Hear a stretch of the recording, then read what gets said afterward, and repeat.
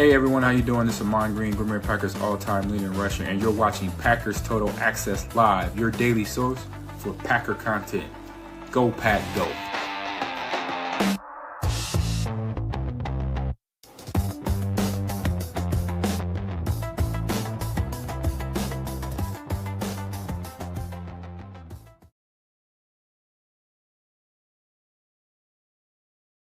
All right. What's up, guys? Welcome into the PTA postgame show. My name is Clayton. You can check us out on packernet.com. Find me on Twitter at Packers_access. Joined alongside Jacob in Wisconsin, here to break down this 35-25 win as the Packers defeat the Pittsburgh Steelers in Pittsburgh.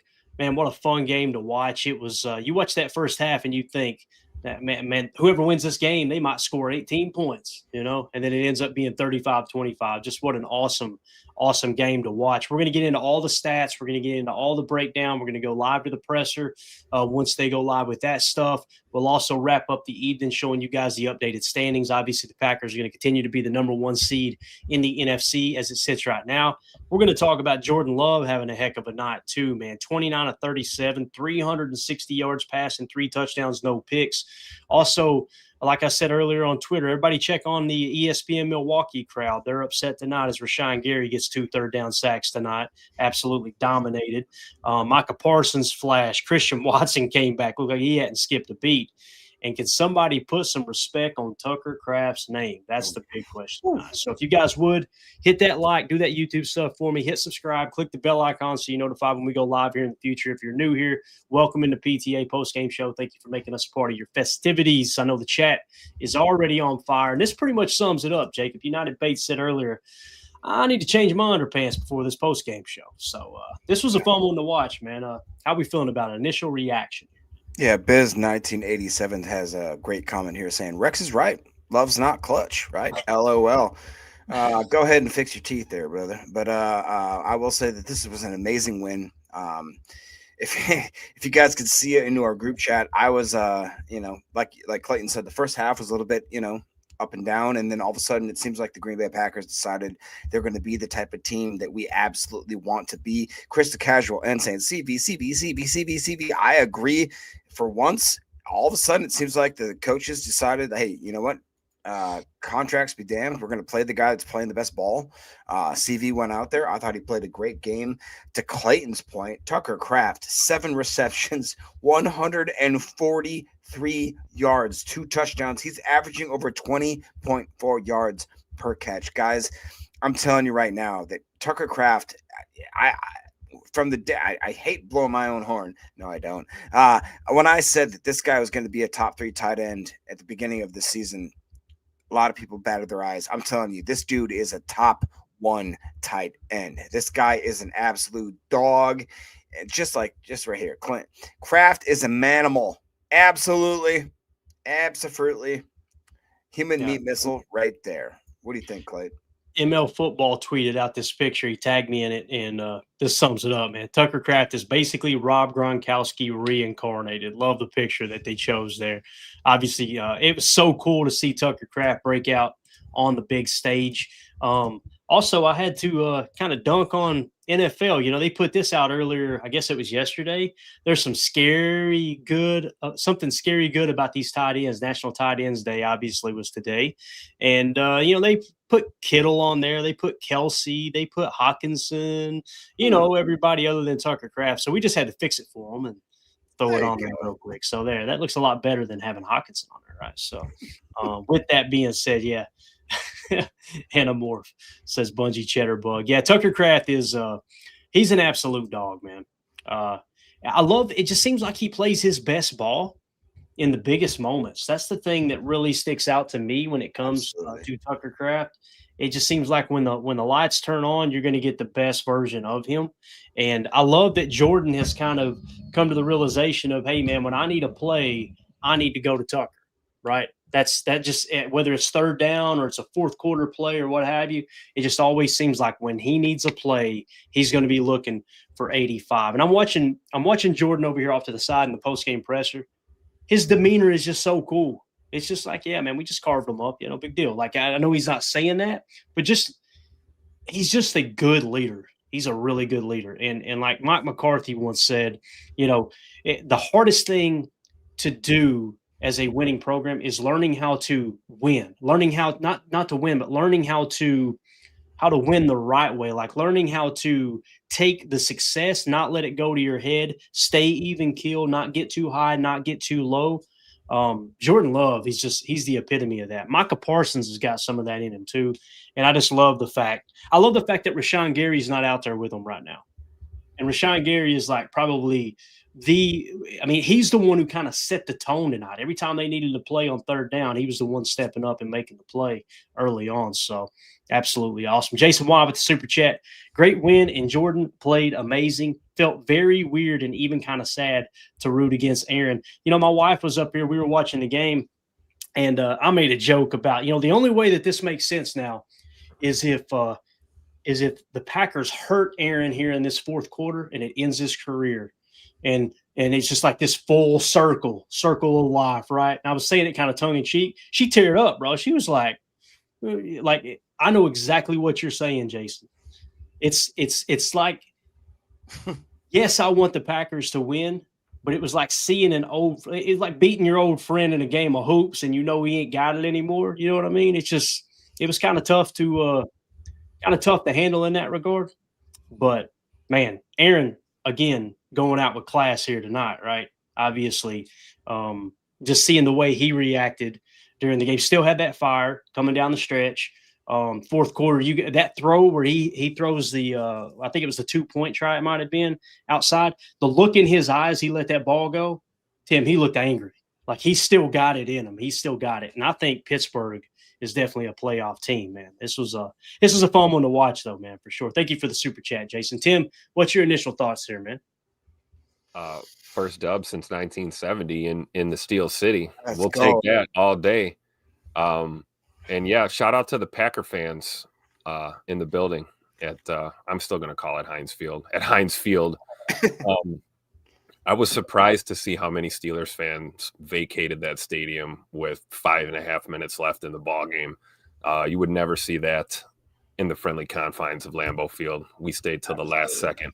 Every game, win or lose. But huge win for our team, guys. This was absolutely a statement game and exactly where you want to be coming home for 2 in a row here back to Lambeau. So Victory Monday tomorrow will be sweet as ever for sure. Can I guys give you some breaking news right here? We got Carly back in the squad saying, howdy, posse. Long time no see. Hold up. What? We got Carly Fries? What up?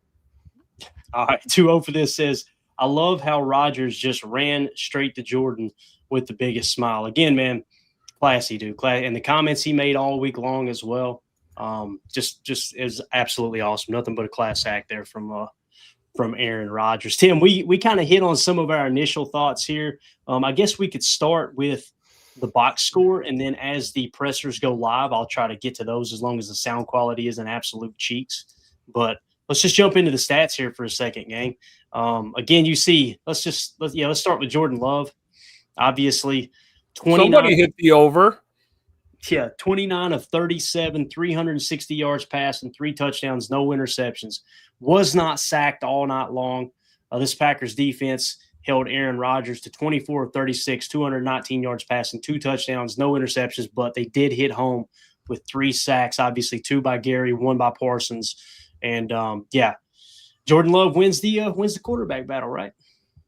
Oh yeah, definitely.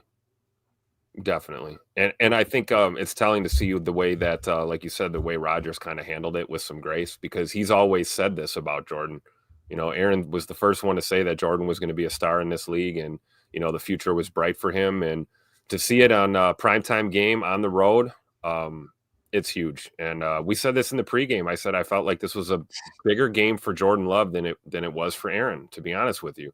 And I think Jordan went out there and played like it today. We kind of stalled out there for a little while, second quarter. But, boy, did this team put it together in the second half and just finish this game off. It was beautiful. Yeah, definitely. Hardy the Prophet, been a member for 13 months. Appreciate you, buddy. He says Watson, Dobby, Kraft, E-Will, J-Love, Parsons, Gary, and Matt LaFleur. This was our signature win, LFG. I think that's put perfectly, Hardy, this is kind of, when you have these teams go on these epic runs, whether it's a Super Bowl year or not, I'm not getting my cart before the horse here, but there's always those 1 or 2 wins where you're like, yeah, that's when it happened right there. Like when I think of 2010, I think of that playoff win in Atlanta where it was just like, oh yeah, they've got all the freaking momentum now, dude. There's no way that Chicago was going to beat them at Soldier Field. But yeah, I think you're spot on there, Hardy. Definitely a signature win for sure. Chris C with the super chat. Thank you, buddy. First win since 1970. That was the date, right? 1970. What you said. First win in Pittsburgh since 1970. Yep.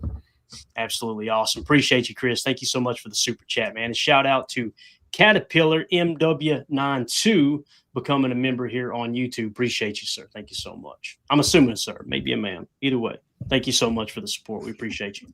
2-0 for this says Chris Collinsworth, avid Packers hater, had no choice but to be wildly impressed tonight. There was 1.2 2-0 for this where it was like it flipped. Did you guys recognize that? It kind of felt like he was kind of, and then in the fourth quarter, you could hear him getting excited for the Packers all of a sudden. It was like he realized, okay, yeah, there's no way that Pittsburgh's going to be able to come back and win this ball game. He just all the momentum. Now here's the guy. And yeah, let's jump right into the running game here too. Me and Jacob are talking about this offline. There's people on Twitter. It's absolutely hilarious. They're tagging their sports book, right, where they place the bets and everything for Josh Jacobs. And they're going, this is criminal. I want my money back because all of a sudden Josh Jacobs exits the game. And you think, okay, did they bench him? Did they pull him? Here's what I think I seen, and I want to know if the chat agrees. Maybe I'm, missing something. But to me, it felt like they were loading the box and they were all over Josh Jacobs with the running game. And then when we put Emmanuel Wilson, if you guys remember, we hit on a couple passes to Emmanuel Wilson, right? Yeah, he ended up having four targets, 3 catches, 26 yards. And it felt like that when we started passing to him, when he was in the game, they would lighten the box up. So all of a sudden they lighten the box. All right, let's run the rock. So that's why I think you're seeing Emmanuel Wilson with the 11 carries for 61 yards and why we limited Josh Jacobs on the evening. Because again, the goal was, okay, let's give Josh Jacobs a breather. Let's throw the rock a little bit. Oh, look at that. When Emmanuel's in, they're not keying in on the run. Or I'm sorry, when Josh is when Emmanuel's in, they're not keying in on the run, right? So that's kind of what it felt like to me. I don't know how you guys feel about that. Let me get your take on that, and I'll hit the super chat.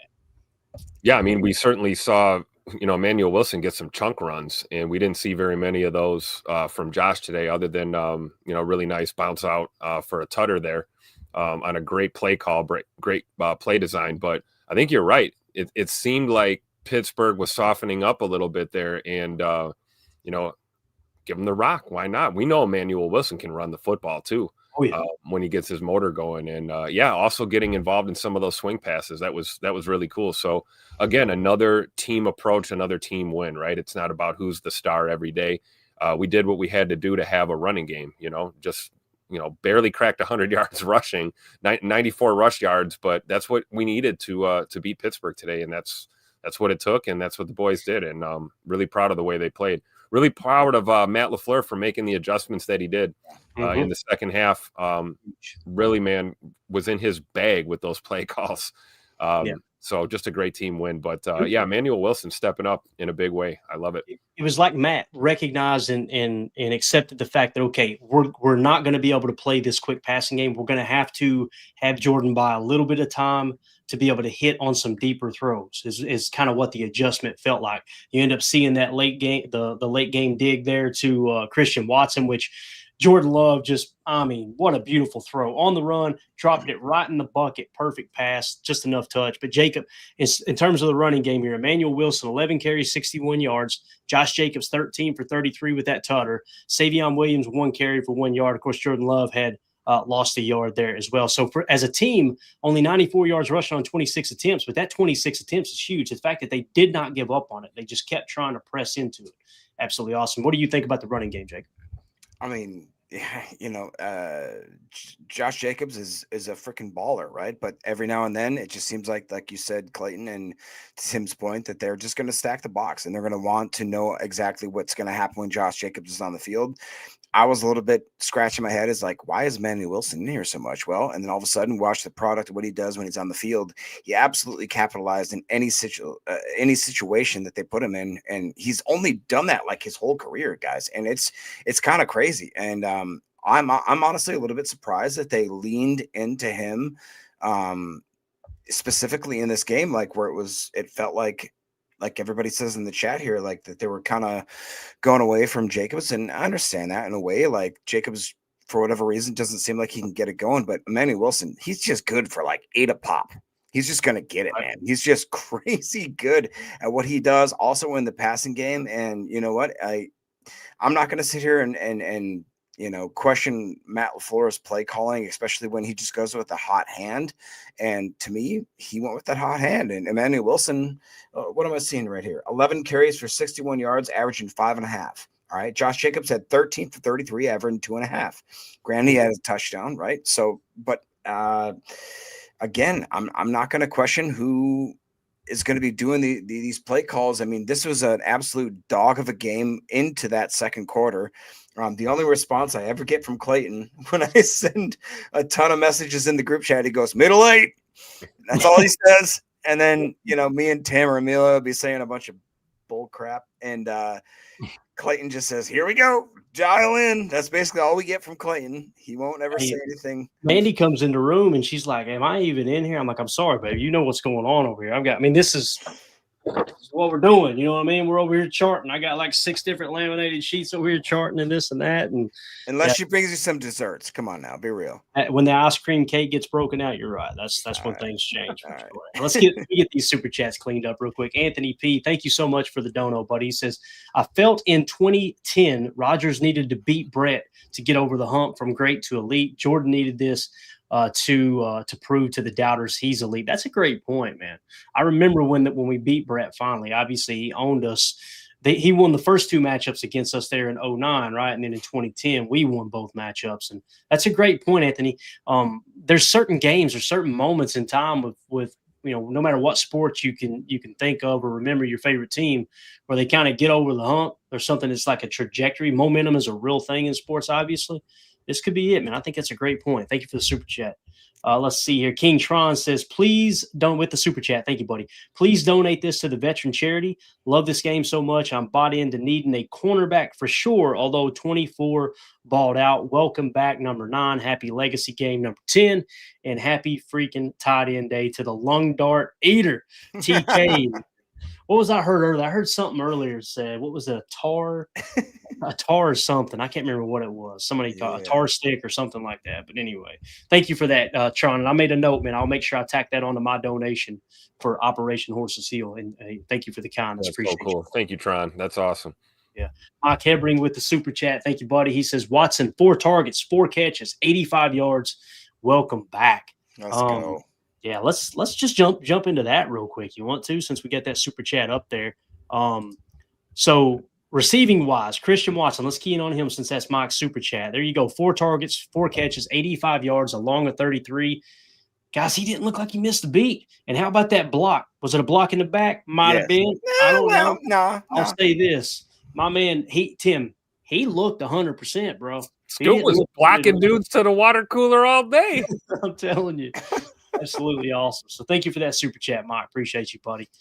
Trey Russ with the super chat. Thank you. He says, love legacy game, 20 straight completions. Woo. It's a bad word. Yeah. So, was it 20? I had 19. It was 20. It was 20. Oh, he got 20. Thank you, Trey, for that fact. And to be fair, he basically threw away the 21st, and he could have probably got a completion, but he was being smart. So there you go. Yeah, that's a good point. Somebody said in the chat they were distraught that he missed Golden over the middle because if he'd have came back to Golden on that one incompletion, Golden probably would have walked in the end zone, right? He just couldn't, though. He couldn't get to that read because of the pressure. He had no chance to turn that way. But yeah, that would have been a walk-in tutter right there. Yeah, thank you, Trey. Appreciate the super chat, buddy. Badger Trio with super chat. Biggest statement win, Love era, first Pitt win since 1970. Got it. I had to decipher there for a minute. Yeah, it's a statement win in Lowe's. When you let's say Jordan Love does go on to have a Hall of Fame career. And I'm not saying that's going to be the case. I'm just saying if it does, you've got these moments in time that's a part of their highlight reel. You guys know that, right? Like when a player goes in and they show that 4-minute highlight reel or whatever it is for the Hall of Fame inductee, this would be a part of it for Jordan Love, no doubt, man. If you'd have told me going in this game he was going to throw for 350 plus yards, 3 touchdowns, no picks, I'd have said I'm too drunk to taste that chicken, right? But just what an awesome, awesome performance, man. And it never wavered. There was times it was ugly, right? It was kind of scrappy there in the first half. But it's just like he just cool as a cucumber, man. Kept it where it needed to be. And even that incompletion at the end that you were just talking about, Tim, it's like you could tell he was still thinking, just throw that thing away. Yeah. Let's get these 3 points. Let's win this ball game. It wasn't like, I need to keep this going, which obviously that's saying a lot too. So Badger Trio, thank you, buddy. Appreciate you. H.E. Soder with the super chat. Thank you so much. Love playing off the hook. Shout out Sean Mannion. Hey, can we talk about Sean Mannion for a minute? That's a good point. Great point. Obviously Sean Mannion is a lot closer in age to Jordan Love than Tom Clements was, right? And Jacob, I think that's huge, man. That's a big part of coaching hires, is getting people in that can connect with the players. And in no way, shape, or form is this a shot at Tom Clements. It's just, you have Mannion come in and you have him kind of coach under Clements for a year or two. Was it a year or two? It was definitely a year, right? And then kind of pass the torch along to Sean Mannion. And don't look now, boy, Sean Mannion will probably be on the short list of up and coming coaches here really, really soon. But what do you think about that, Jacob? Soder makes a great point there about Sean Mannion. Absolutely. I mean, you couldn't ask for – the Green Bay Packers organization has just done what's right when they promote certain players with their, extending their contracts, whether they promote certain coaches with whether or not they want to have these guys in the building. Like you said, Sean Mannion taking over for an absolute G and Tom Clements, which, like, I don't know if you find somebody better in the league that can do this sort of thing. They talk about certain coaches and certain GMs being quarterback whisperers. Tom Clements was that type of dude. For him to pass that torch off to Mannion there, and Mannion he's a guy that's had experience in the league. You know what I mean? Like, he actually does know what it is to be a starting NFL quarterback. I don't know if you guys can see, but we got a bunch of super chats rolling in here right now. What's crazy, though, is that they actually are interviewing Rashawn Gary right now live, which to me is unbelievable. That's awesome. Finally, he's getting his due diligence right here and getting his druthers. You know what I mean? Rashawn Gary is getting interviewed. They're not talking to Parsons, not talking to Jordan Love.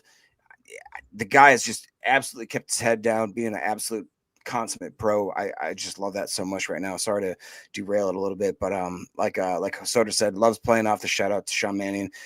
It's awesome, man. It's just, we've got a great team right now. The whole season, I think that right now took a catalyst. If we had lost this game, it'd have been tough. It would have been tough. But the fact that we won this and we won it the way we did, guys, this is the starting point for the last end of the season. I think we're about to make a run right here. Big road win, and big. And again, Gary, man, if my numbers are correct, and we got to wait and get everything updated, I want to say he's got the 4th most sacks in the league now. So my man is top 5 in sacks. That's absolutely awesome there. So let's see, where do we end there? Sean Mannion. Okay, here we go. Hardy the Prophet with the super chat. Thank you, buddy. Did y'all see Watson iced out mouthpiece? Yeah, I did see buddy. that. Did you see it, Tim? Yeah, I wanted one, Tim. I might sleep in that thing. You know what I mean?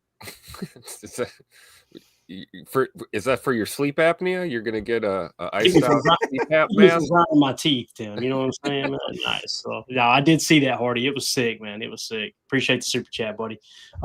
King Tron again. Here's another 5 for y'all being the absolute best source of Packers news and info anywhere on the globe. Y'all make us feel like family. Much love. Go Pack. Go. Hey, appreciate you. Thank you so much, Tron. Appreciate you, man. The feeling is mutual, buddy. I promise you that. Trey Russ with the super chat. Did we get a Love Rodgers jersey swap? They were talking about it on – were they saying they were going to do it? Tim, did you hear on the broadcast? Because I heard them say something about the throwback uni. Were they going to do it, or were they saying since it was a throwback they weren't going to do it? I think the players agreed on it and that they decided to do it off the field. That I know Jordan and Aaron had a conversation there at midfield after the game, shook hands, and you could tell there was something communicating. They kind of walked in their separate directions. So I'm sure there'll be an exchange at some point. But yeah, I mean, I don't know. Maybe Jordan didn't want that ugly jersey. You never know. That's a good point, Tim. That's a good point. Hey, we got a shout out here from the pod father himself. Pack Daddy says, "Does LaFleur have a job next week?" Good Well, question. depends on who you're listening to tomorrow. That's a good point. That's a good point, man. I had to put a tweet out. I said, man, y'all, those first half LaFleur's a bum tweeter, Twitter warriors. They disappeared real quick in the second half, man. They were gone. You do that, you're going to get your ass kicked in that. That's right. So good to see you in here, Ron. Happy Victory Monday early here. Actually, it's officially midnight where I'm at, so it's Victory Monday. Let's carry this thing on, right? All right, here we go. Let's get to a little negative here. King Tron said, also, we got to have the unfortunate kicker talk. You guys remember in the pregame show and leading up to this game, I was talking about Pittsburgh's a crazy place to kick, man. And I'm not trying to make excuses for McManus. I do kind of feel, and maybe you guys disagree, I kind of feel like McManus rushed himself back. It's obvious the coaches were trying to hold him back a little bit. Something was off tonight. And I know people are going to say, well, Boswell had no problem kicking there. Boswell's a beast, boys. That might be the best kicker in the league. Boswell doesn't have a quad injury either. Yeah, exactly. So, again, we do have to talk about it, though, Tron, like you said, man. That made this game. Imagine if we hit both those kicks, right? Oh, we hit both those kicks, and the score is, and I know this is kind of weird doing this, but it would be 41-25, and who knows how the rest of the game would have played out, but you left 6 points out there for sure. Now, I will be honest, I'm not very critical of LaFleur, the coaches. You know how I am. I typically can kind of understand where they're coming from, but I told the guys in the chat, as one of the things I did text back to them was, man, I really did not like that decision to kick that 57-yarder. It's just give them a short field like that. That was the only response we had from Clay. I would rather you go for it or pooch punt that thing down there and pin them inside the 10, rather than because you're losing that. What are you losing? Like 7 yards, Tim, on the placement of the ball. Am I thinking right? Snap. Yeah. 7 yard snap. Yeah. So, and what we saw was the adjustment later on when we had I believe it was a 4th and 2 where we fourth and 1, 4th and 2. And with zero hesitation, Matt gets the play call into Jordan. We go out, we convert on 4th down to keep our drive going. We end up scoring a touchdown after that. So seeing that decisive, momentum there was great because I think Matt saw that, 57-yarder, even with a healthy leg and feeling great, is still not a gimme. Right. But to see Brandon miss from 44, that was tough to watch. So I think it kind of dawned on the coaching staff at that point that we're going to have Brandon kick extra points the rest of the day today if we can do it. And they ultimately did. I think he have a field goal after that? He did. Yeah, right. Close, right? 30-something yarder? Yeah, it was like a little chip shot. Yeah. Okay. So maybe that's what his range is until he's 100%, right? Could be. Right. Could be. Yeah. Aaron Rodgers with the super chat. Thank you, buddy. He says, huge win tonight. Statement game for Love. Also, Clayton called the Kraft game the other day. If you guys remember, we were breaking down the game plan, something that we do here on Patreon. If you guys want to join our Patreon community, patreon.com/Packer Fan Total Access. We talked about kind of how to attack this defense, right? And the main way that we came up with was, just looking that, they've got a good defensive front, right? They've got Cam Hayward's a dog, TJ Watt's a dog, obviously Nick Herbig has come on strong. You had Highsmith as well. You've seen him a couple times tonight getting in the backfield and whatnot. But their stack backers have been playing really bad football. According to PFF, and when you look at the NFL Pro data as well, when you turn on the tape, you kind of see some of those plays popping loose there in the middle of the defense. So that's why I said, hey, maybe a Tucker Kraft game. I want to be very clear, and I appreciate you being generous here. I did not expect that. That was unbelievable what Tucker Kraft did, man. You're talking about 7 catches, 143 yards, 2 touchdowns, and that long of 59, where Jordan just said, F it, 85 down there somewhere. He just chucked and ducked, didn't he, Tim? That was absolutely wild, man. Yeah, that one kind of terrified the hell out of me on that meatball that floated up in the air there that Tucker came down with and grabbed. But I think Tuck looked like a guy possessed, man. He looked like a man on a mission tonight, almost as if it was about time to put the league on notice about, who belongs in the top tight end conversation. So just a hell of a game. Gritty performance from Tucker. Love it. Yeah. Soder with Super Chat said, you all were early Valentine adopters. Way to go. Yeah. It's funny. It's been a roller coaster for me, Soder. And I know I've told this story before, and Jacob and Tim know all about it. Being a Kentucky fan, Valentine was a good college player, but his rookie year with the Packers, man, it was rough. I was like, boys, I was wrong. That kid, man, I don't think he's going to be able to adjust to the NFL. And his rookie year, he struggled. And then last year, it was like, holy cow, he looks like a different football player, right? And then all of a sudden, obviously you can't get him on the field, right? Because you got Nate Hobbs. And I want to tip my cap tonight, like we kind of let off with here. Tip my cap to the coaching staff for them going, you know what?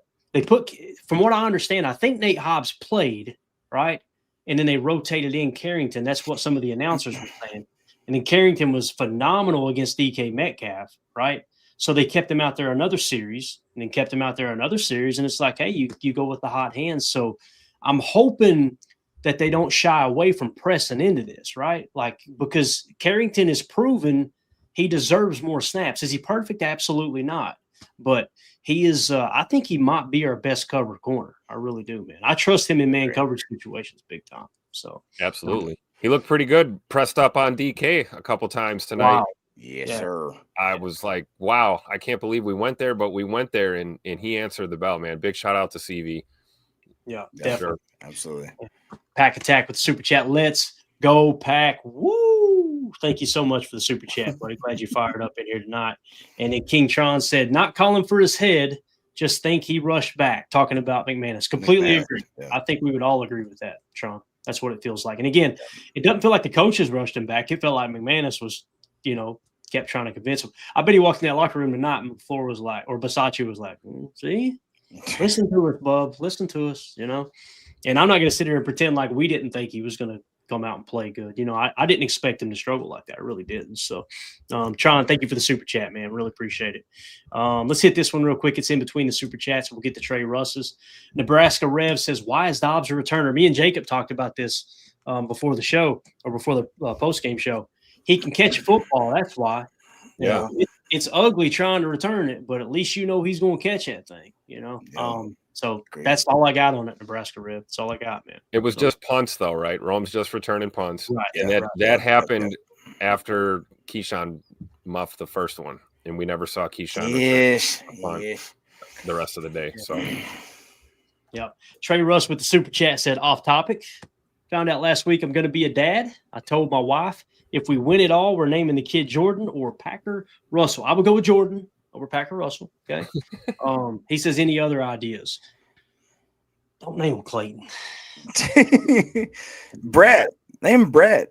Yeah, Come on, man. It's like the Jordy, Brett. I admit, I can count on one hand the people I've physically met in my life that's named Clayton.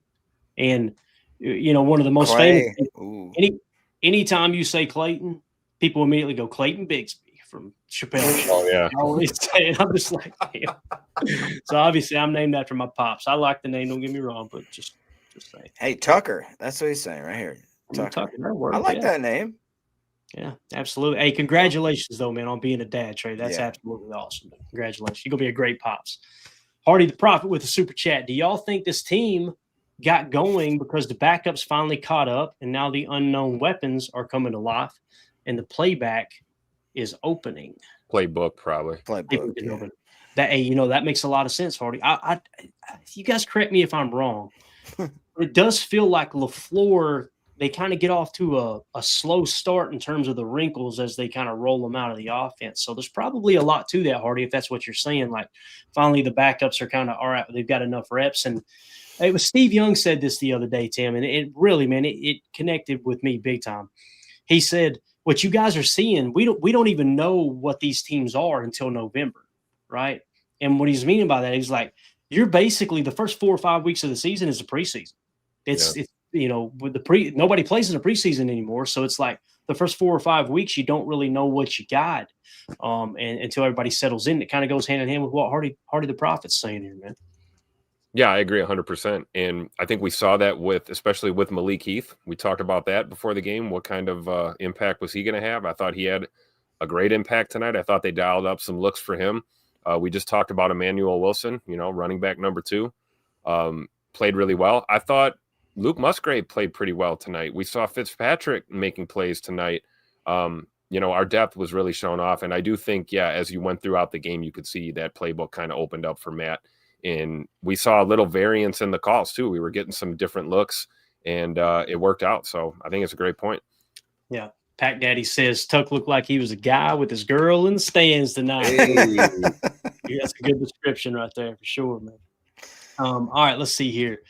Knucklehead Paul with the super chat. Thank you, Knucklehead Paul. He says, do we make a move at the trade deadline? That's a great question.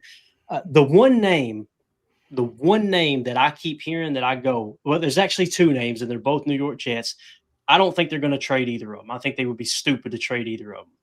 But if they were to trade either Sauce Gardner or my favorite is Quentin Williams, their defensive tackle. Yeah. But why someone would trade a dominant defensive tackle like him? Of course, it is the Jets.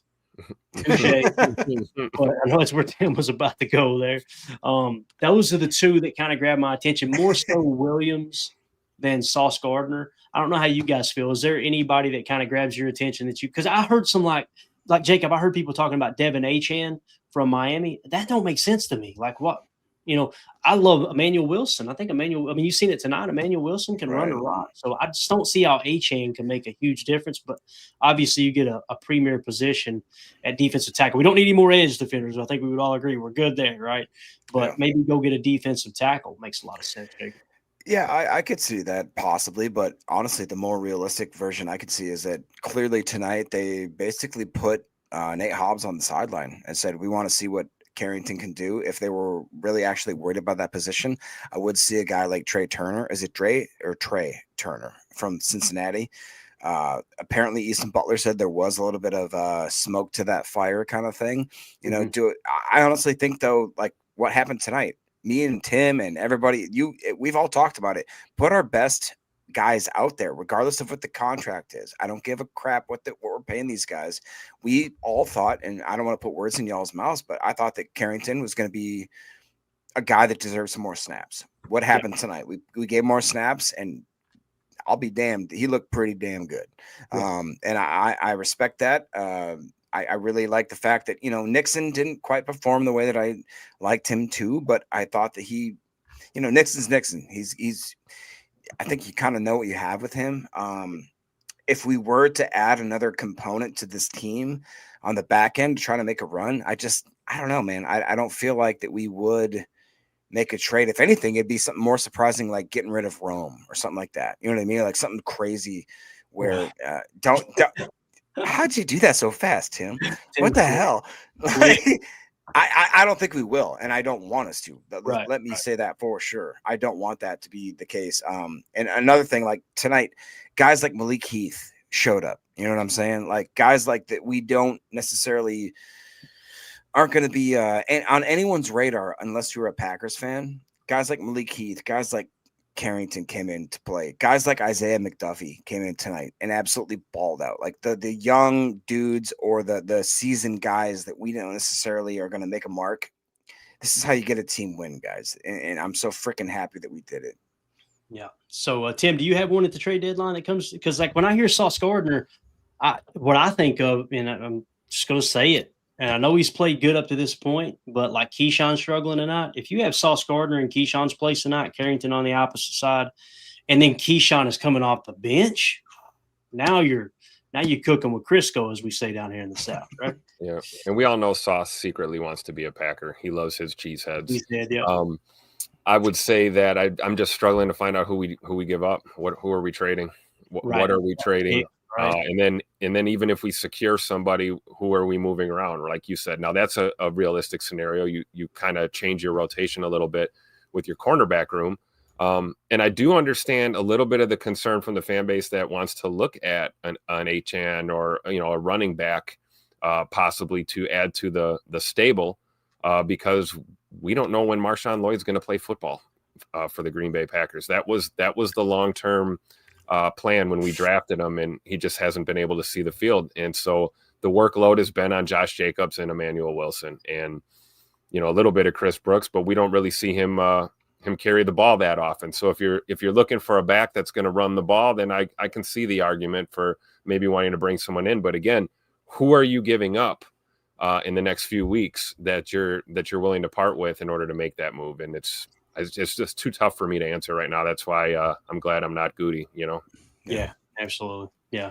Is there? Jake, go ahead. Go ahead. No, it's just a way. We have over 1,000 people live watching this. If you all could hit that like, subscribe, share, all that, it helps a ton. If you like the type of stuff we do here, it absolutely helps the channel immensely. So please hit that like, subscribe. If you're on X too, feel free to click on my profile. You'll see the YouTube link there. Hop over there and sub to the channel. You can be a part of the chat in here. It's very, very interactive in the chat on YouTube. If you're more comfortable on X, that's totally cool too, though. We appreciate everybody there for sure.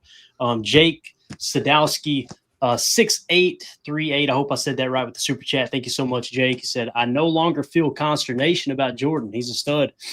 Yeah, I've been this year is when I fully jumped on. Like the back half of 2023 felt good. Last year, there was just enough shaky ground with the injuries that I had. It's like, Tim, I had enough for an excuse to go, okay, he's struggling because of the injuries. But in the back of my mind, I still had a little bit of like, I'm not saying he's ever going to be a bad quarterback, but is he a top 3, top 5 quarterback? Tonight and all year long, really, he's proven to me he's definitely top 10. I think he's peak top 3. But he's probably somewhere between 8 to 12 all the time, type guy. And that's enough to win a Super Bowl. And I think it definitely warrants the contract he's got too. But I don't think we need to really ask you, Tim, whether you think Jordan's the guy. You've been saying it since day one, man. That's for sure. Where's number 10? Because he only throws dimes, baby. J Money, the dime thrower. Of course, you know how I feel about him, man. He's going to be a Hall of Famer someday. But really, I think what you're seeing right now is the full culmination of all of that preparation work, and then recovering from the injuries. He was a little banged up coming into this year, and dealt with the thumb issue on your non-throwing hand. That can be annoying, especially on some of those option plays, and you got to put the ball in the belly of the back and pull it out. That's difficult to do, but Jordan, I think, is really he's starting to see the game better now. When you go back the last couple of years in his progression, I think the game is kind of slowed down. I think he's seeing things better. We saw a great play. I'm sure it'll make chalk talk. We had Scoot running in motion, and ID'd the man coverage. Jordan saw it and lit it up. We saw him checking out of runs when he needed to. We saw him checking 2 runs when he needed to. I just feel like Jordan's pretty much has full command of this offense and what we're trying to do out there. And he's starting to look more comfortable out there, honestly. Yeah. King Tron with the super chat. Jacob, he says, league better watch its booty when Jay Reed gets back. Man, that's another great point. Jaden Reed, in my opinion, is the best receiver on this team. That includes Christian Watson. That includes Matthew Golden. That includes Romeo Dobbs. In my opinion, I think Jaden Reed is the most talented receiver on this team. If he comes back 100%, Jacob, this offense is going to get scary quick, man. Holy cow. I completely agree. I mean, you have absolute just Speedy Gonzalez when you have the Golden / Watson duo out there. If you add a guy like Jaden Reed, the bird, like if he's going to go out there and absolutely be able to, and Jaden Reed, like to your point, he can play every position on the field for the wide receiver. He whatever they ask him to do, he can play it. And I almost feel like it's disrespect to talk about the fact that we're needing a guy like Reed to come back. Watson tonight obviously looked at and showed what he could do. I mean, just like you said, effortlessly just came back almost like he never missed a freaking play, which is unbelievable. And you get a guy like Golden, you get a guy like Reed, obviously Dobbs, we know what we have in that. I mean, it just seems like who you going to cover. I've always said this going into the season. It's like a 3-pronged attack. Like if you want to even call it like the Watson, the Golden now, Dobbs, even we saw guys like Savion. We talked about it pregame, whether or not he's going to show up. He showed up tonight. He came in and did exactly what we wanted him to do. If anything, I would argue I'd want him to be like we talked about earlier, maybe him taking the punts, not Dobby. But when we're calling on these young guys to make plays, they're making plays. It's honestly unbelievable how well they're adapting. Yeah. And I think that's why this receiver room was built the way it was. In all honesty, guys are going to get hurt. Nobody's going to get through an NFL season without getting banged up. It's part of the game, right? So, we're down Tay Wicks. We're down Jaden Reed right now. But, we get Scoot back in the fold. We've got Matthew Golden, who is a star on the rise and, is going to really find his stride. We got to get this kid in the end zone. It's coming hopefully this weekend at Lambeau Field. But But, you know, when you have a deep, dynamic receiving core and you can keep as many of those pieces around as you can get through the bumps and bruises and the injury bugs and get it done as a unit. So I agree. There's a lot of truth to that statement. Can you imagine 5 wide with a lineup like that? You know, That's crazy. You've got Reed, you've got Golden, you've got Watson, you know, you've got Romeo. It's just it's incredible what they've been able to do in just a short amount of time. These past few drafts, just getting the talent we have. Yeah. Soder with the super chat says, we get ticked off, but the D held them to 19 during meaningful football with no help from the offense in the first half. That's winning NFL football. That's a great point. They did kind of hold their ground while the offense was trying to get their footing in the first half. And a shout out to Edgerrin Cooper forcing that fumble. There were several times he was just around the ball making plays. Quay too. There was one pass breakup at the end of the game there. Quay, looking better. Tim, he's taking a big step, man. Yeah, I mean, but he got in DK's head, got us a free 15 yards. How about that, boy Quay? How the tables have turned. Yeah, right. Whatever, right. So, yeah, the fact that he was just kind of, you could tell he was chirping at DK, and he just looked side on him, kept looking at him, and finally DK put a quarter in him. Yep. It was awesome. I love it. And just a few short years ago, that was Quay getting in trouble, right? And now you've kind of come full circle and realize how to keep your head out there and play ball, man. That was from the Dennis Rodman school of defense right there. I love it. Yeah, definitely. And again, thank you for that super chat, Soda. Appreciate you. Caterpillar MW92. Thank you so much for the super chat. Sending a dub for a dub Sunday. Talking about the 20 spot here. Been watching y'all for a few months now and just joined tonight. I appreciate what y'all do. Keep it up and never change. P.S. It was nice to see A-Rod and J-Lo back together again tonight. LOL. Yeah, it was cool, man. And like somebody said in the chat earlier, him walking up to Jordan Love and smiling. I'll say this, and maybe you guys disagree. That's okay. We can agree to disagree, but there's got to be a part of Aaron that feels like he contributed to what Jordan Love is. You got to tip your cap to 12 for the way he handled that whole situation and taking Jordan under his wing and always defending him, protecting Jordan from the media as well. He's seen everything he had to go through those first couple years with Favre. It was ugly, right? They told the story the other day. Tauscher told the story of how Brett Favre took Aaron Rodgers' helmet and passed it around the locker room without him knowing it and had everybody sign it and then gave it back to Jordan. So he had to wear it on the practice field. And, he was just kind of, little things like that can really be divisive. That's not to take a shot at Favre. Listen, Brett Favre comes from the old school of, taping people to the goalposts and all the hazing that went on back in the day. You think God never farted? Having everybody sign his helmet probably wasn't a big deal to him. But again, Aaron knew exactly how to protect Jordan.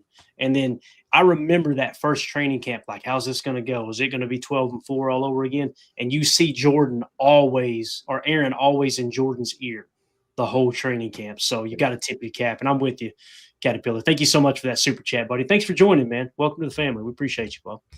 All right. Chris Casual in with the super chat. What's Lloyd's status done for the rest of the year? Jacob, Tim, do you guys have anything on him? Is it just me? Put him back on IR? I don't have anything official on that. So they didn't activate him, right?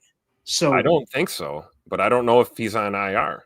So the way I understand it is, if they didn't activate him, he had to go to IR, right? Yes, he must be there then, and that means is that 4 weeks minimum? No, he played tonight. Marshawn Lloyd did. Marshawn Lloyd. Oh, Marshawn Lloyd. No. I'm sorry. No. Okay, yeah, no, he didn't play. So yeah, so for me, I'm trying to think of how the rules play out there, because you've got once you activate them, once you bring them, you open up that practice window, you've got like so many days, right? 30 days or whatever it is, right? Donovan Schilling says he does not exist. So, yeah, that would have been where we would be with Scoot if we didn't activate Scoot today. Right. He would have been back to IR. So I'm assuming. And then it's season ending, I believe, if I remember correctly. At this point, right? Wow. Yeah, I could be wrong. You guys double check that on me, but I think that's how the rule works. So I don't know, Chris. It's weird, man. It's strange. And I hate to say it, but it kind of feels like it's Amari Rodgers all over again. You may just have to go, you know what, we missed on this one and move on, I know he's still under contract for 2 years. Update there. What's he got? Throw it up. Just says he said Lloyd's never hit his 21-day window. Okay, gotcha. Okay, so we still got a little bit of time there. Is that the way you're reading that? Is that right? Yeah, that's what it seems like. Okay, cool. Appreciate that, man. Thank you. Thank you for the super chat, Chris. Chris had one more thing here. He said Enigbari made back-to-back huge plays. Man, JJ Enigbari looked dominant tonight. And it's like he's only in there for a couple of plays, and when he's in there, he looks like a grown-ass man, especially against the run. My goodness, man. There was one play there where he did not Which was what he used to struggle with, right? He was so bad against the run, and it's like he's really polished his game these last couple seasons, man. And it's so fun to watch him out there. The little bit of snaps we do get to see, right? Yeah, definitely. King Tron with the super chat. First, what does it say? First play. 9 and 0 were together. I yelled speed, talking about Christian Watson and Matthew Golden being on the field together. I know Matthew Golden didn't have a big night. He was targeted 3 times, caught all 3 catches, but only had 4 yards, a little dink and dunk stuff underneath. Nothing really materialized. But I'll tell you this. The fact that everything opened up for Christian Watson and Tucker Kraft, I would imagine we go back and watch the tape. Pittsburgh probably had their eyes on Agent Zero most of the night there. So, Jacob, what did you think, man, when you seen Christian Watson out there? It was like, were you like me? Did it feel surreal? Like, this is really happening. Holy cow. Yeah, it honestly did. Just watching him out there, and he's just so smooth. Like I always compare him to like a gazelle. Like it just looked effortless when he's kind of striding around. Christian Watson finished with 4 receptions, 85 yards, guys. He's averaging 21.3 average per catch, had a long of 33. I mean, he just seamlessly came right back into the fold and became one of our best targets that we can have. And like Tim said, like this whole wide receiver group is just unbelievable. Like, who are you going to target? And to your point, Matthew Golden, yeah, he didn't have a great day, right? Like I think his average was 1.3 yards per catch. Not great, but you know what? Like you said, he's on there. He's on the field. You have to account for him. You have to make sure that you're understanding what he's going to do going forward. I think that this matchup is going to be lethal. It's absolutely lethal for anybody that wants to try to cover, if you want to try to take the top off the defense when you're playing these guys, go ahead and try. And then Tuck Norris, as we've seen today, can just absolutely eat you up underneath. Josh Jacobs, if you want to do a little dump off. Obviously, we've seen today that Emmanuel Wilson is a little bit of a undersung hero that we can 3 catches, 26 yards. We can pick you apart, bro. You pick the guy that you want to, try to highlight. All right, we got like 5 others. They're going to come and mess you up. So if I'm counting correctly here, Jacob, Tim, 10 different targets that Jordan Love hit today, 10. And 7 of those had a minimum of 3 catches each. That's wild. Let's go. Absolutely wild. He was just dealing tonight, man. Absolutely awesome. So thank you, Tron. Appreciate the super chat, man. Jake with the super chat says, still worried about our special teams. Let's get Sauce and have Nixon be our returner again until Reed gets back to handle the punt returns. I've seen mixed reviews on Jaden Reed being the punt returner. Some people love him. I'm not a huge fan of that, Jake. No.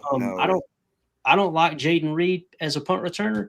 But I'm kind of with you on the special teams too. Although I will say this, if there's a positive I could talk about. Did you guys, Tim, did you feel like the kick coverage on kickoff was really good tonight? Looked a hell of a lot better, on kicks. And I also thought, Savion Williams is still – he doesn't look bad as a returner. I think he'll get more polished as we go forward. But, yeah, I do feel like, our coverage team looked a lot better. We just have Bo Melton out there returning Bo's a punts. dog. Yeah. Just skip Bo returning punts. Like, there was a couple times he made tackles. I think it was on punt team. Yep. And it's just like, man, that dude – you know now why. I mean, you heard about it all camp, right? I know Tim heard it. He was boots on the ground the whole time. But boy, oh boy, it's really showing up. That dude he's probably your best punt team player outside of Daniel Whelan, of course, man. He's just a dog. So appreciate you, Jake. Thank you so much. Trey Russ with the super chat. For the end, favorite Halloween/horror movie. I'll say it right now, what's on the front of my mind. 1978, Halloween, John Carpenter, Deb Hill, that movie, I watch it every Halloween. I love that movie. It's just so simple. It's just the perfect horror/Halloween movie. I'm not into all the slasher. Let's make this as gory as possible. I think anybody can make movies like that, and it's just stupid. But really, really like the original Halloween, the soundtrack, the simple things they did, very low budget film. To me, it's just the epitome of what Halloween is. But you guys got anything y'all want to add to that? Do y'all watch horror movies, Halloween movies, anything like that? I hate them. Yours, Jacob? I hate the gore. I hate that stuff. I can't watch it. But Hills Have Eyes, I was terrified. Terrified. You're talking about my people there, man. That's what I'm saying, Clayton. Oh man, you see this underbite I got, man? You kidding me? Hills Have Eyes right over here. Tim, you got one or no? Yeah, we got the same one, brother. The original Halloween. Is it not awesome, sure. man?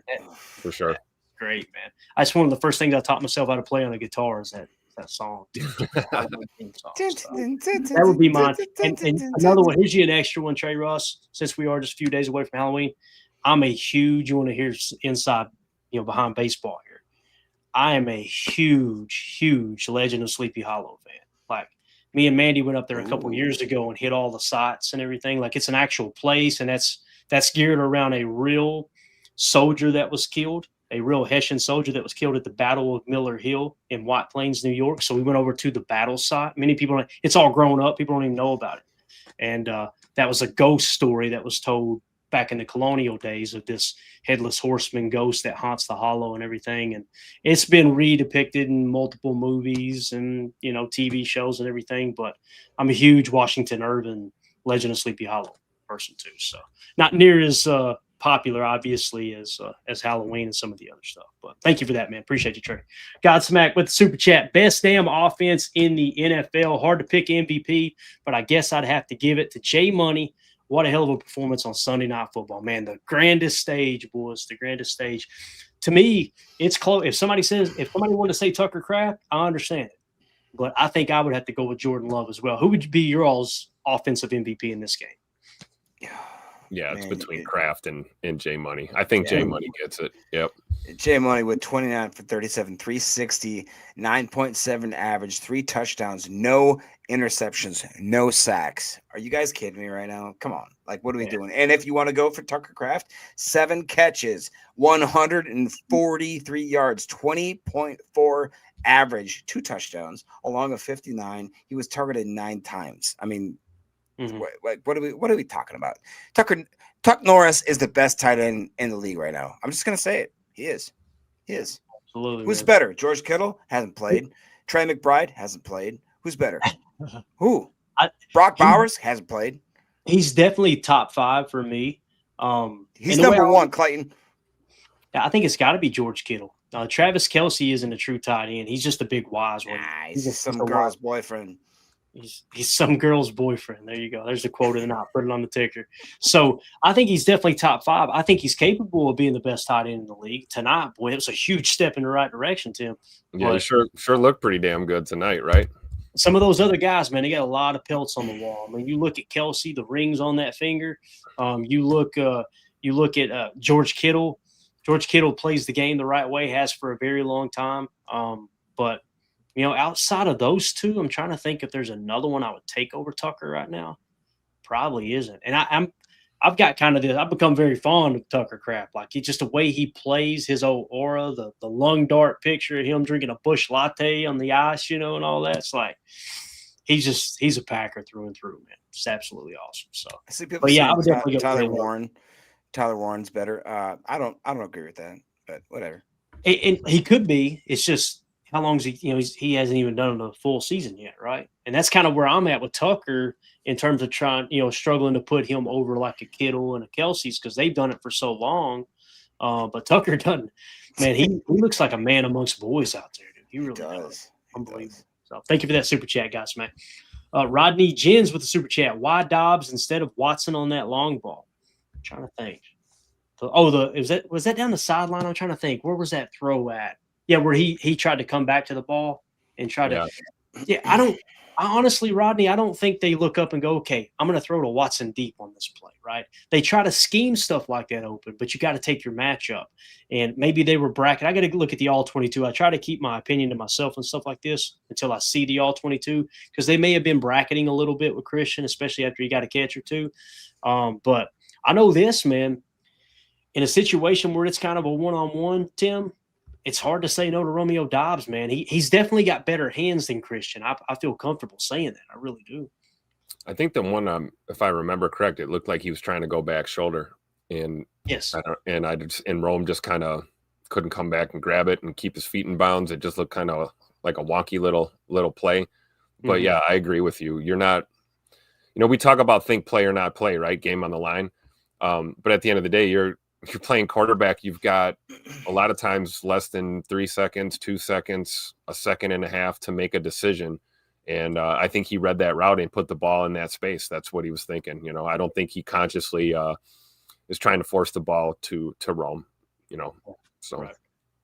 Got it. Carly Ray with the super chat. Sister Carly in the house says, I miss y'all so much. It hurt to listen to the show, so I haven't kept up. But thank you so much for keeping on and spreading the Packer joy. Thank you so much, Carly. People ask about you all the time. Where's Carly? Where's Carly? This is always my answer when people disappear. I go, I probably pissed them off. I'm sorry.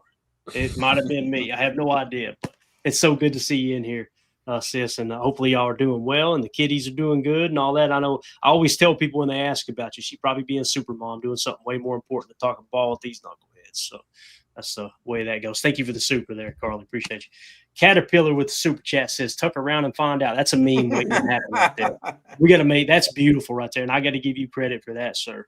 If you ever see me tweet that out, call me out on go, hey, I was the first one to tell you that. I want to give you credit because that's awesome right there. Tuck around and find out. I love it.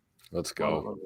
I can't believe we're caught up on the super chats. Thank y'all so much, man. Y'all are way too generous in here tonight. So we're at the hour mark and we just been hanging out talking ball. This is awesome. So let me and if you guys want to support the channel, you want to join our community, patreon.com/Packer Fan Total Access. Thanks for throwing it up there, man. Appreciate that. Let's wrap up the box score real quick, and then we got a giveaway to do, right, from our Patreon group. So, and you guys will keep an eye if any more super chats come in. I definitely want to hit those. So, receiving wise, we kind of talked about a lot of them. Tucker Kraft, 7 catches, 143 yards, 2 touchdowns. Christian Watson, 4 catches, 85 yards. And it caught all 4 targets, had that long of 33. Romeo Dobbs targeted 6 times, 3 catches, 44 yards. Malik Heath targeted 3 times. Surprise, surprise, 3 catches, 29 yards. That dude, there's not a receiver on this team that doesn't make more out of his opportunities than Malik Heath. It's wild. Yeah. He just always catches the football. Emmanuel Wilson, 4 targets, 3 catches, 26 yards. Josh Jacobs caught all 3 of his targets for 12 yards. Savion Williams had that first touchdown. How about that? Got the monkey off his back. Savion seemed pay dirt tonight. 1 catch, 8 yards. It was a tutter. Musgrave, 1 grab for 5. John Fitzpatrick, 1 grab for 4. And then, like we said, Matthew Golden targeted underneath all night long. 3 targets, 3 catches, only for 4 yards, though. Let's move on to defense real quick. McKinney, 7 tackles. He was bringing the thump. There was a couple times he laid the wood. Oh, yeah. And listen, Keaton Nixon got abused tonight. Let's be honest, right? However, when he laid the thump on DK Metcalf on that hit, I think it was DK out of bounds, right? Yeah. That started all the – yeah. This game was chippy, bro. That heated the piss up right there, didn't it, boys? Nixon said, all right, boys, it's time. Let me turn the stove on here real quick. All right, we got to get the piss hot in here. That was a heck of a hit, though. Our guys better wake up with their piss hot, like I said before. So, Javon Bullard, I thought he had a pretty good night. 6 tackles, 3 of which were solo.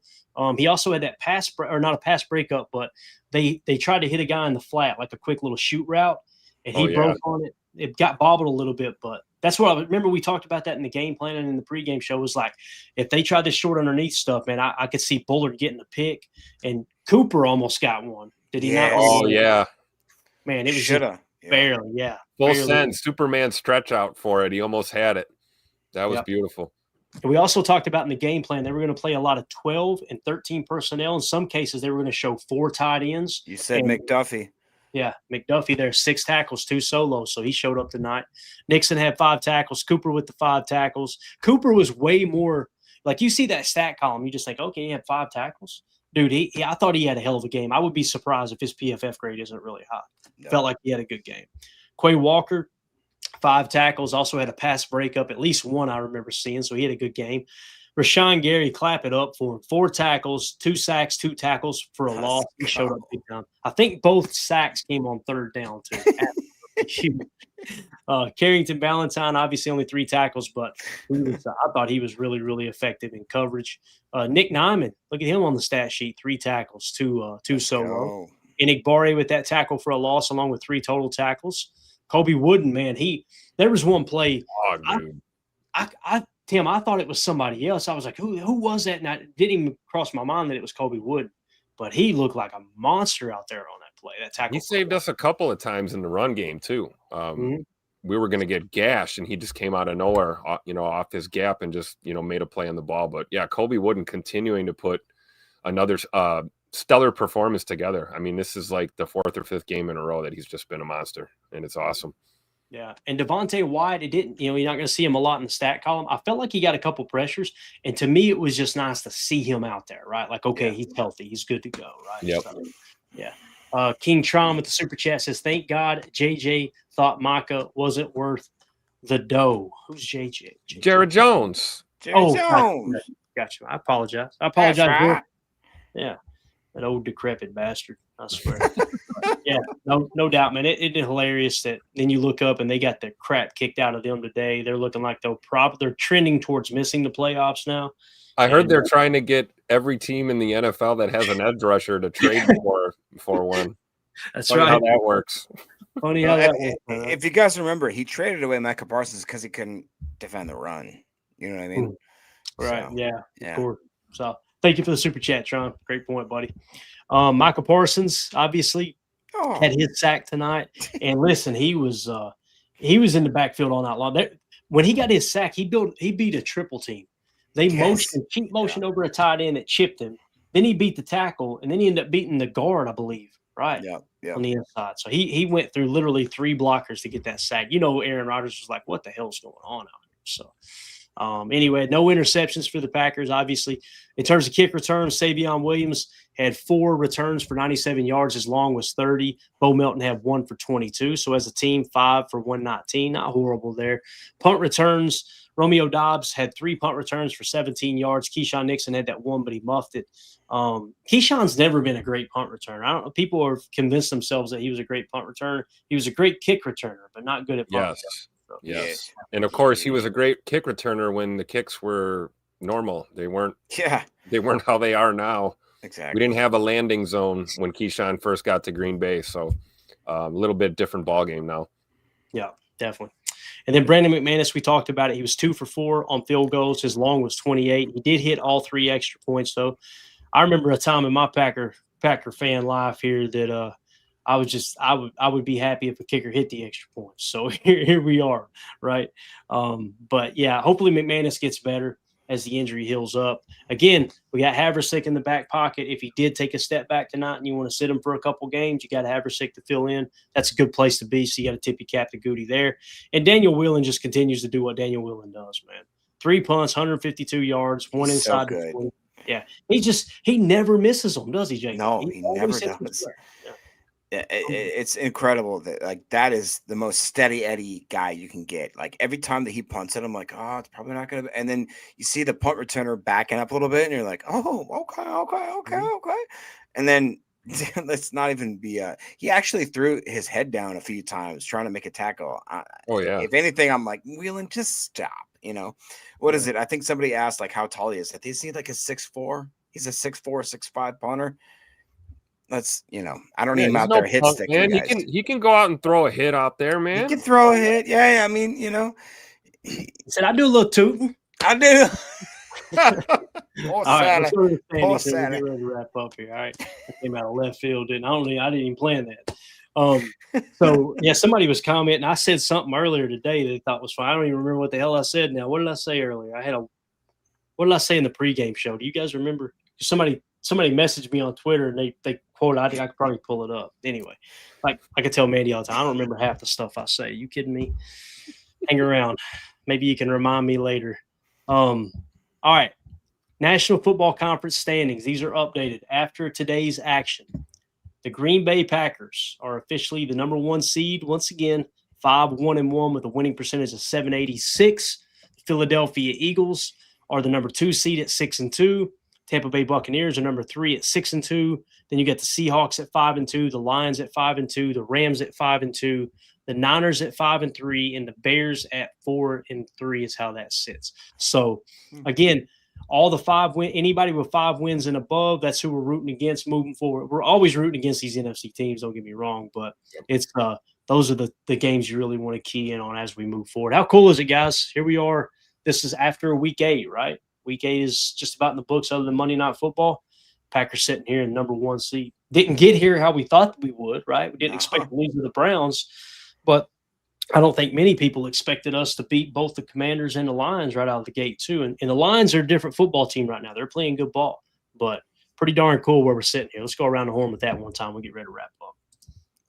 Go ahead, Jacob. I mean, well, if you guys remember back in the day when we did our pre-season predictions, Timmy is always going to be going, we're going to be 6-0, no problem. It's going to be great. We're almost there. 14-3 was my prediction, Jacob. Don't be a hater. Okay. I think me and Clayton were both right around the 10, 11, 12 win type season. Guys, we're on the projection to be more of a Mr. Timothy over here. I think that he could be calling this a little bit right. I mean, it doesn't feel like as if we should be atop the NFC, totally, but we are, and here we are. So heavy is the crown, right? So we're gonna have to wear this. We're gonna have to go out there and honestly, tonight it felt like a lot of pressure was taken off our shoulders. I think going forward right now, we understand that we have this giant weight on our shoulders, which is the crown of being the top team in the NFC. I will say that again, guys, we're the top team in the NFC, and people are still talking about us as if we're like chicken, what? Like, we need to kind of stand up, stand straight, understand that we are sitting here as look at Bates over here. Hold up. We are the top team in the NFC, guys. Let's start walking around like we're throwing some swag. Let's go. There you go, Bates, with the traditional score super chat here, $35.25. So, Tim, you were talking, right? Thank you for that super chat, Bates. Thanks, Bates. That was so cool, man. Appreciate you. So we talk about that kind of that sliding scale. Like coming into the season, I said 11 to 13 wins, right? And then I had drifted back to 10 to 12 and then jumped back up to 11 to 13. I'm officially now in the 11. Well, I got to keep it within 2 games because we're halfway through the season, essentially. 12 to 14 wins is where I've got us at now. So your 14 win mark, Tim, it's there, dude. It's so grabbable. It's not even funny, man. What do you think? How do you feel right now? Do you still feel like 14 is the number for you? I feel like it's possible. I didn't have the tie in my bingo card that kind of screwed everything up. Big mistake. But looking at our schedule, it'll be nice to come home. We got Carolina and Philly at home, and I don't care what anyone says, neither of those games are gimmies. Anyone can beat anyone in this league. We know teams aren't always their record. There's teams that have bad records and still play good football. It happens. But I feel like it's possible. We could go on a run here. And bottom line is, I feel better about being comfortably in the driver's seat as we get down the stretch of the season and possibly getting a home playoff game at Lambeau Field, maybe even a first round bye. You never know. It's still a little early, and I don't want to, screw up anyone's excitement factor because we're running hot right now, which is good. And I do think it's fully possible we could rattle off 2 more wins here in a row and really be on a heater. But hey, it's the NFL, and this league can change week to week, sometimes day to day. Things can happen quick. Just keep your head on a swivel and be proud of your team and realize that it's not easy, to get a championship, especially in the NFL. So I think the Packers are sitting where they want to be right now at this point, especially, not getting that dub in Cleveland that we wanted. We kind of crapped the bed there. That screwed things up for us, but we've been back on track really since that day. So, I'm proud of this team, and here's to another win or 2 in a row. And let's keep building, right? It's like the guy said every week, we want to be 1-0 every week. That mentality has seemed to bode well for us because it's worked the last 3 weeks in a row. So I'll take it, go Pack, and on to the Carolina Panthers, man. Yes, sir. All right. Jacob, you got anything else you want to hit on before we wrap up here? Anything at all? No, man, I think Tim hit that just perfectly. The only thing I will say is that I really am impressed with what Javon Bullard has done lately. I'm an absolute Bullard fan. You guys know that he was my guy. Him, Watson. I just feel like that the two of them coming back and just having this resurgence. I'm freaking happy as hell, man. This team is peaking at the right point. Like Tim just said, like, we had a little bit of, maybe a stumble here and there in the beginning of the season.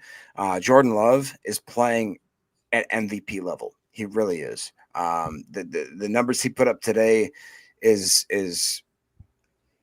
just unreal, honestly, and people aren't giving enough respect on his name. Jordan Love, if he keeps playing in this type of way while protecting the football the way he has, he's let only 2 interceptions go. I mean, he is on pace for, I'm talking historical numbers. Put some respect on his name. Look at that young man right there. He was the best guy around. It's Mr. Steal Yo Girl right there. That's Mr. Steal Yo Girl. Come get some. I love it, dude. Yeah, love it. Let's go. All right. That's it, guys. Let's do a giveaway real quick. That sound good? I almost forgot. I seen the wheel there. All right, card, right? We giving away a card? We are giving away a Josh Jacobs. It's one of those jersey swatch cards. I think that's how you say it. So it's got of the jersey in the card, right? So pretty cool piece of memorabilia that was donated, I believe, from Rick Kruger. I believe it might have been Bates. I think it was Rick Kruger, one of our great listeners. So again, buy you some Allstate too. Sponsor the show. Okay, you see that on the screen. Right. I'm the daughter again. Okay, I don't know what that is, but we'll try to get all this Halloween costumes. They heard us talking about that, didn't they? So, yeah. I'm just waiting for a little toot advertisement to pop up. You know what I mean? I do a little tooting, but so somebody in the chat, give me a number. Has anybody said it yet? Let's see here. King Tron said with the super chat, YouTube members still in the giveaway, right? Yeah, that's correct. This is YouTube members, and it's also Patreon. Patreon, yeah. So we need a number between 1 and 10. 1 and 10. We're not doing 35. 7. Yeah, Donovan 7. showing 7. Donovan showing 7. All right, so let's do it. Let's shuffle this thing 7 times. 1, 2, 3, 4, 5, 6, 7. If you're new here and wondering what's going on, we take everybody who's a member of the Patreon group, YouTube members, put their name on the wheel, spin that sucker, and we give away pieces of memorabilia from my stash. Just a way to give back to those who are supporting the channel. Their name on the Larry McCarron pinky wheel. That's right. That thing's hideous too. How about these hands? It's already rigged. Not even a mama could love. All right, here we go. Let's spin it. The winner of the Josh Jacobs jersey swatch card is that's a really good sound effect. Will underscore RVA. Again, that is Will underscore RVA. Here's the guy. Come forward and claim your prize, sir. If you're in Patreon, just shoot me a direct message on Patreon.